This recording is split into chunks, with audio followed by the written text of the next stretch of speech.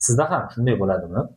Har doim oyligingiz oshadi, biznesda aylanma ko'payadi, lekin cho'ntakda ham, kassada ham pul yo'q. Qayerga ketadi o'zi bu pul?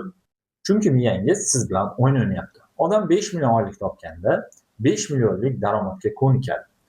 Oylik 15 million so'm bo'lishi bilan esa miyangiz endi sizga aytadi: "Kel, yaxshiroq restoranda ovqatlanamiz, yangi telefon olamiz" deydi. Xarajat daromadga quvib yetadi. Biznesda ham xuddi shunday.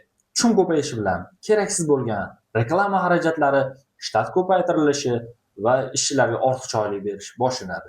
Boshqacha qilib aytganda, pul kelmasdan turib, pulni ishlatish boshlanadi. Byudjet degani bu topgan pulingizga yashash emas, balki daromadlaringiz oshganda ham xarajatlarni sakrab ketishiga yo'l qo'ymaslik hisoblanadi. Agar siz ham shaxsiy pullaringiz va biznes pullaringizni tartibga solmoqchi bo'lsangiz, men o'zim ishlatadigan shablonni beraman. Buning uchun izohda byudjet so'zini yozib qoldiring. Videoni esa pulni qayerga ketayotganini bilmayotgan do'stingizga yuboring.